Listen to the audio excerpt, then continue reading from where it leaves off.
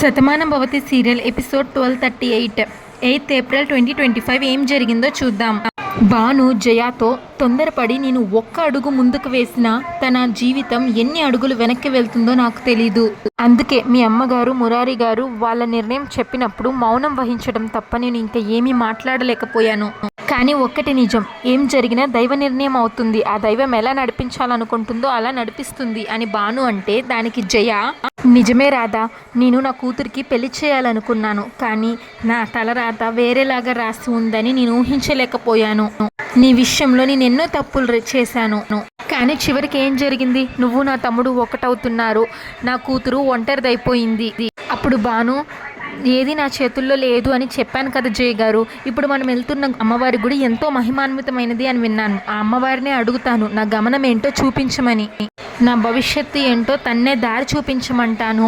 నా పాపకి ఏ లోటు రాకుండా చూసుకోగలిగే శక్తినివ్వమని అమ్మవారిని వేడుకుంటాను. అప్పుడు ఆ తల్లి నిర్ణయం ఏంటనేది తనే తీసుకుంటుంది. జరిగేదేది కూడా నా చేతుల్లో లేదని మీకు చెప్పడానికి మాత్రమే వచ్చాను అంటుంది భాను.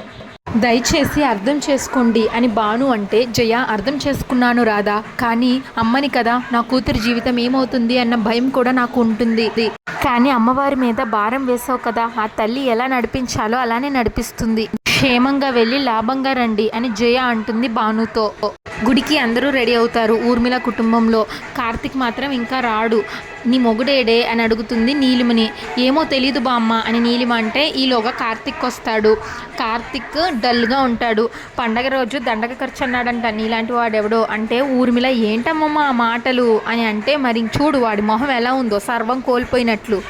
కొత్తగా పెళ్ళైన వాడు ఎంత హుషారుగా ఉండాలి అని బామ్మ అంటుంది. కార్తిక్ ఏమో డల్గా ఫేస్ పెట్టుకొని ఉంటాడు.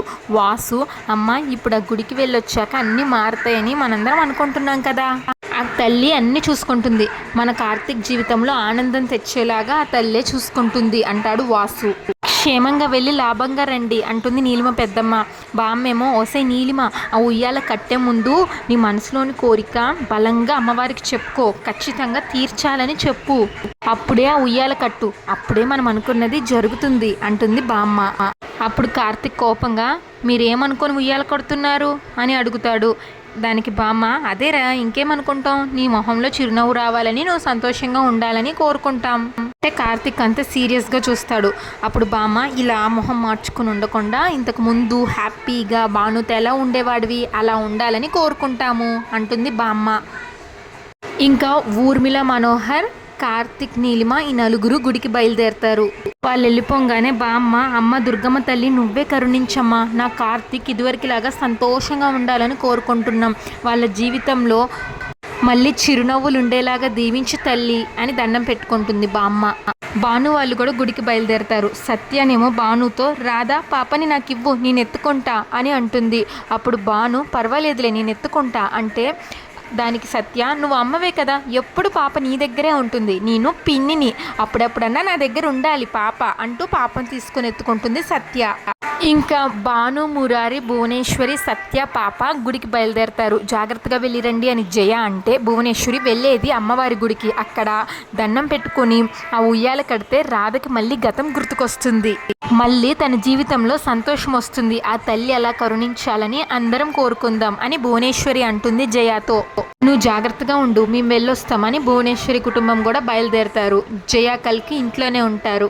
ఇంకా గుడికి రాగానే సత్య, ఈ గుడి చాలా బాగుంది కదా మావయ్య అని అంటుంది. మురారి, అవును, ఇక్కడికి రాగానే ఏదో పాజిటివ్ వైబ్రేషన్ తెలుస్తుంది, బహుశా అమ్మవారి మహిమ ఏమో అని అంటాడు మురారి. భువనేశ్వరి, ఈ గుడి చాలా మహిమాన్వితమైనదని అందరూ చెప్పుకుంటారు, ఎక్కడెక్కడి నుంచో వచ్చి ఇక్కడ మొక్కులు చెల్లించుకుంటారు. ఈ తల్లి సన్నిధికి రావాలంటే అదృష్టం ఉండాలి, ఇక్కడికి వచ్చి ఏదైనా మొక్కుకున్నారు అంటే అది ఖచ్చితంగా జరిగి తీరుతుంది, ఎలాంటి చిక్కుముడినైనా ఆ తల్లి విడదీస్తుంది, ఎలాంటి సమస్యనైనా ఆ తల్లి పరిష్కరిస్తుంది అని అందరూ విశ్వసిస్తారు అని ఎంతోమంది కథలుగా చెప్పుకుంటారు అని భువనేశ్వరి అంటుంది. అప్పుడు భాను, ఈ అమ్మవారి దయ వల్లన్నా నా గతం నాకు గుర్తుకొస్తే ఆ తల్లికి ఎప్పుడు రుణపడి ఉంటాను అని అంటుంది.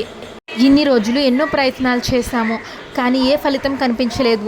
ఈరోజు ఇక్కడికి వచ్చాము అంటే ఆ తల్లి కరుణే అని నేను నమ్ముతున్నాను, నేనేంటో నాకు తెలియాలి అని మరింత బలంగా కోరుకుంటున్నాను.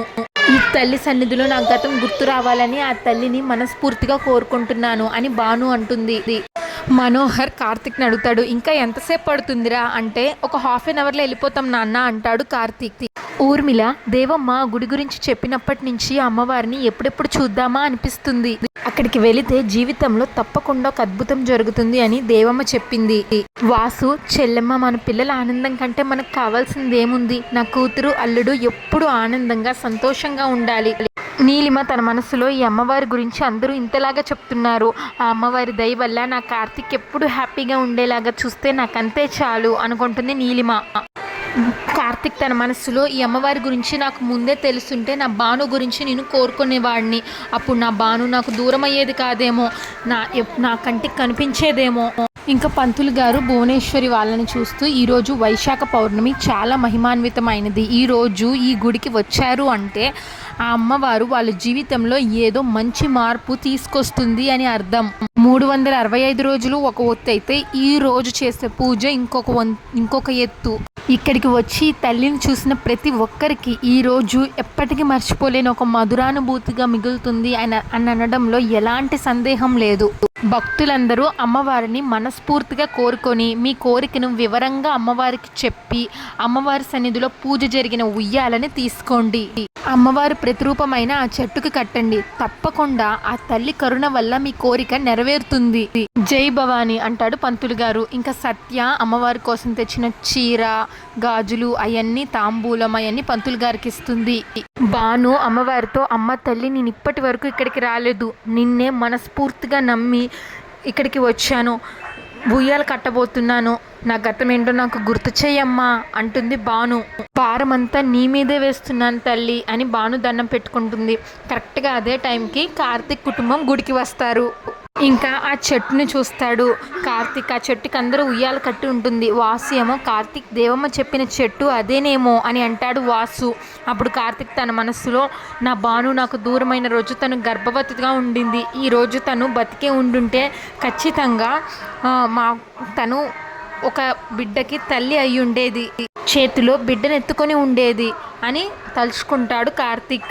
మేమిద్దరం మా బిడ్డను చూసి మురిసిపోయి ఉండేవాళ్ళం, కానీ నాకు అదృష్టం లేదు, నా బాను వెళ్ళిపోయింది, తను లేదు అన్న నిజాన్ని నేను ఇప్పటికీ జీర్ణించుకోలేకపోతున్నాను.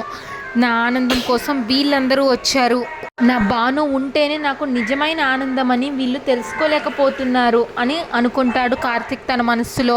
అప్పుడు ఊర్మిళ ఇక్కడ పూజ చేసి ఉయ్యాల కడితే కార్తిక్ మనసు మారి నీలిమకి దగ్గరవుతాడని నేను నమ్ముతున్నానండి అంటుంది ఊర్మిళ. ఇక్కడ వాతావరణం చూస్తే ఆ నమ్మకం ఖచ్చితంగా నిజమవుతుందని నాకు అనిపిస్తుంది అని మనోహర్తో అంటుంది ఊర్మిళ. వాసు, చూడు చెల్లమ్మ, మనం ఇంత దూరం అమ్మవారి సన్నిధికి వచ్చాము అంటే అమ్మవారి కరుణ తప్పకుండా మన మీద ఉంది అనే అర్థం. అమ్మవారి నిర్ణయం ఎలా ఉంటే అలానే జరుగుతుంది, నాకైతే అంత మంచి జరుగుతుందన్న నమ్మకం వచ్చిందమ్మా అంటాడు వాసు. మనోహర్, ఊర్మిళ, మనం ఇక్కడికి వచ్చింది కార్తిక్ సంతోషం కోసం కదా, తప్పకుండా మనం ఇక్కడి నుంచి తిరిగి వెళ్ళేటప్పుడు ఆ సంతోషం మనతో ఉంటుందని నేను నమ్ముతున్నాను అంటాడు మనోహర్. భాను వాళ్ళు అక్కడే నిలబడి పూజ చేయించుకుంటూ ఉంటారు. అదే టైంకి కార్తిక్ వాళ్ళు కూడా వస్తారు గుడి లోపలికి. ఇంకా పూజ చేసిన ఉయ్యాలలు తీసుకొచ్చి భాను వాళ్ళకి, భువనేశ్వరికి ఇస్తాడు పంతులు. అమ్మ ఉయ్యాల కట్టండి, తప్పకుండా అనుకున్నది అనుకున్నట్లుగా జరుగుతుంది అని అంటాడు పంతులు. కరెక్ట్గా అప్పుడే ఊయలలు తీసుకొని ఆ చెట్టు దగ్గరికి వెళ్తారు భువనేశ్వరి వాళ్ళు. వాళ్ళు వెళ్ళిన ప్లేస్లోనే వచ్చి కార్తిక్ వాళ్ళు నిలబడతారు. ఒకళ్ళనొకళ్ళు అయితే చూసుకోరు. ఇంకా పార్దు, చాందిని కబుర్లు చెప్పుకుంటూ ఉంటారు సోఫాలో కూర్చొని. బామ్మ అప్పుడే వచ్చి, అమ్మయ్య మీ ఇద్దరు ఎక్కడున్నారా, లంకంత ఇంట్లో ఎవరెక్కడున్నారో తెలిసి చావట్లేదు, నేను చేసిన స్వీటు అందరికీ ఇచ్చేసరికల్లా నాకు నీరసం వచ్చేలాగా ఉంది అంటుంది బామ్మ. అప్పుడు చాందిని, నీకెందుకు బామ్మ శ్రమ, రండి అంటే మేమే వచ్చేవాళ్ళం కదా అని అంటుంది. అప్పుడు బామ్మ, అందరూ రండి వచ్చి తినండి అని అనేదానికి ఎవరికి వాళ్ళకి తీసుకొచ్చి ఇవ్వడానికి చాలా తేడా ఉంది అంటుంది బామ్మ. పర్వాలేదులేవే అంటుంది. మీరు ఈ వయసులో కష్టపడుతుంటే నాకు బాధగా ఉంటుంది బామ్మ అంటాడు పార్దు. అప్పుడు బామ్మ, ఆడవారి జీవితం అంటేనే అట్లా ఉంటుందిరా, భార్యగా కుటుంబ బాధ్యతలు మొత్తం చూసుకోవాలి, అలాగే తల్లిగా అందరి బాగోగులు చూసుకోవాలి, లేదా నానమ్మ అమ్మమ్మ అయ్యాక అందరి సంతోషం గురించి ఆలోచిస్తూ చేతనైన పనులేవో చేస్తూ ఉంటుంది. మగాడి ఉద్యోగానికైనా ఒక వయసు వచ్చాక రిటైర్మెంట్ ఉంటుంది కానీ ఆడదానికి ఉండదురా. అయినా ఇవన్నీ నాకు అలవాటేలే కానీ మీరేమీ ఆలోచించకండి అని బామ్మ అంటుంది. అప్పుడు పార్దు నేను ఇప్పుడే వస్తాను, మీ ఇద్దరు ఇక్కడే కూర్చోండి అని చెప్పి అక్కడి నుంచి వెళ్తాడు. పార్దు రూమ్లోకి వెళ్తుంటే ఈలోగా నీలిమ పెద్దమ్మ స్నేహ ఇలా మాట్లాడుకుంటూ ఉంటారు. ఆ విధవ 50,000 అడిగారు, ఎక్కడి నుంచి తీసుకురావాలో అర్థం కావట్లేదు, వినిపించుకొని సావట్లేదు చెప్తుంటే అని మాట్లాడుకుంటుంటే అది పార్దు వింటాడు. ఇంకొకటే మార్గం ఉంది, ఈ చేతిగాజులు ఉన్నాయి కదా ఈ అమ్మేసి వాడికి ఇద్దామే అని మాట్లాడుకుంటారు నీలిమ పెద్దమ్మ స్నేహ. అది పార్దు వినడం స్నేహ చూస్తుంది. పార్దు వాళ్ళ దగ్గరికి వెళ్ళి మీరు మా వాళ్ళు అని అనుకున్నాం, మీకు ఏదైనా సమస్య వస్తే మాతో చెప్పాలి, అంతేగాని పరై వాళ్ళలాగా మిమ్మల్ని వదిలేస్తామా అండి అంటాడు పార్దు. అదేం లేదు బాబు, ఏదో చిన్న సమస్య, మీ దాకా ఎందుకు అని చెప్పి అంటుంది నీలిమ పెద్దమ్మ. అప్పుడు పార్దు సమస్య చిన్నదే అయితే గుర్తుగా ఉన్న గాజులు అమ్ముకునే పరిస్థితి రాదండి, సమస్య పెద్దది కాబట్టే మీరింత భయంగా ఉన్నారు అని నాకు అర్థమైంది అంటాడు. స్నేహ ఏం చేయమంటారు, కిరణ్ అని ఒకప్పుడు నా కాలేజ్ మేట్, ఎంతో మంచిగా ఉండేవాడు, చాలా మంచిగా ఉండేవాడు, నేను వాడితో స్నేహంగా ఉండేదాన్ని, చాలా అమాయకుడు అని అనుకున్నాను, కానీ వాడు ఒక పెద్ద సైకో అని నాకు తర్వాత తెలిసింది. నేను వాడి పక్కన కూర్చున్నది, వాడితో కొంచెం క్లోజ్గా ఉన్నవి ఫొటోస్ తీశాడు, అప్పుడు నేను వాడిని ప్రేమించాను, వాడితో నేను మిస్బిహేవ్ చేశాను అని అందరితో చెప్తాను అని అంటున్నాడు. ఇదివరకు కూడా ఇలాగే చేస్తే వాడిని నేను గట్టిగా తిట్టాను, 50,000 ఇస్తే ఫొటోస్ డిలీట్ చేస్తా అన్నాడు బాబు అంటుంది నీలిమ పెద్దమ్మ.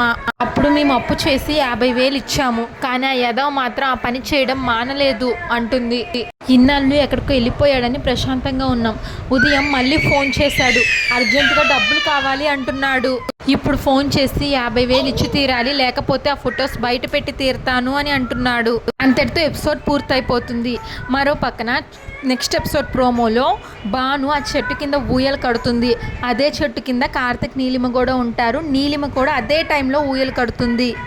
ఇంకా ఉయ్యాల కట్టిన తర్వాత బాను వెనక్కి తిరుగుతుంది, వెనకాల కార్తిక్ వాళ్ళు ఉంటారు, బాను చూస్తుంది కానీ ఎవరో అన్నట్లు తిరిగిపోతుంది, బానుకేమీ గుర్తుకు రాదు. మరి కార్తిక్ బానుని చూస్తాడా, ఏమవుతుంది అనేది నెక్స్ట్ ఎపిసోడ్లో చూడాలి. Shatamanam Bhavati serial regular episode కోసం మా ఛానల్ని సబ్స్క్రైబ్ చేసుకోండి. ఈ ఎపిసోడ్ పైన మీ అభిప్రాయాన్ని తప్పకుండా కామెంట్ చేయండి. Thanks for watching.